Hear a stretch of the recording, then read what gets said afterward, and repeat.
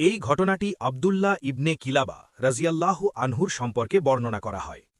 একবার তিনি তার উটের খোঁজে মরুভূমির গভীরে চলে যান। প্রচণ্ড গরম, কঠিন পরিস্থিতি এবং চারদিকে নীরবতা ছড়িয়েছিল। তিনি অনেক দূর পর্যন্ত তার উটের পায়ের চিহ্ন খুঁজতে খুঁজতে চলতে থাকেন। হঠাৎ সেখানে থেমে তিনি বালুর মাঝখানে এক অদ্ভুত দৃশ্য দেখতে পেলেন। সামনে একটি শহর দাঁড়িয়ে আছে, এমন একটি শহর যা তিনি এর আগে কখনো দেখেননি। বিস্মিত অবস্থায় তিনি শহরের দরজার কাছে পৌঁছালেন। তিনি দেখলেন বিশাল বিশাল স্তম্ভ দাঁড়িয়ে আছে এবং দেওয়ালগুলো অত্যন্ত মজবুত ও উঁচু। দরজাগুলো খোলা ছিল, কিন্তু শহরের ভেতরে কোনো মানুষের শব্দ নেই। কিছুই নড়াচড়া করছে না, কোনো বাসিন্দাও নেই। এটি ছিল একটি নীরব কিন্তু জাঁকজমকপূর্ণ শহর। আবদুল্লাহ ইবনে কিলাবা রাজিয়াল্লাহু আনহু ধীরে ধীরে ভেতরে প্রবেশ করলেন। ভেতরে গিয়ে যে দৃশ্য তিনি দেখলেন তাতে তার বিস্ময় আরও বেড়ে গেল। প্রাসাদের দেওয়ালগুলো মূল্যবান পাথর দিয়ে সজ্জিত ছিল। স্তম্ভগুলোর ওপর সোনা ও রূপোর ঝলক দেখা যাচ্ছিল এবং বিভিন্ন স্থানে ছড়িয়ে ছিটিয়ে ধন সম্পদ পড়ে থাকতে দেখা যাচ্ছিল।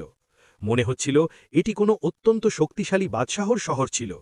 তিনি ভাবলেন হয়তো এখানকার লোকজন কোথাও চলে গেছে, কিন্তু পুরো শহর একেবারেই জনশূন্য ছিল। কিছুক্ষণ বিস্ময়ে দেখার পর তিনি কয়েকটি মূল্যবান জিনিস এবং সোনা রূপো নিজের সঙ্গে নিয়ে মরুভূমির দিকে ফিরে রওনা হলেন। যখন তিনি শহর থেকে বের হয়ে কিছু দূর এগোলেন, তখন পিছনে ফিরে তাকালেন, কিন্তু বিস্ময়ের চূড়ান্ত পর্যায়ে পৌঁছে গেলেন। শহরটি কোথাও আর দেখা যাচ্ছিল না, যেন তা বালুর ভেতরে ঢুকে গেছে। আবদুল্লাহ ইবনে কিলাবা রাজিয়াল্লাহু আনহু মানুষের কাছে ফিরে এসে এই অদ্ভুত ঘটনা বর্ণনা করেন।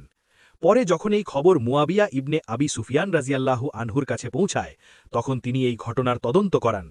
বলা হয়, একদল আলেম জানান যে এটি সেই প্রসিদ্ধ শহর করমজাদ আল ইরামা, যা প্রাচীন যুগে বাদশাহ শাদ্দাদ ইবনে আদ জান্নাতের মতো বানানোর চেষ্টা করে নির্মাণ করেছিলেন।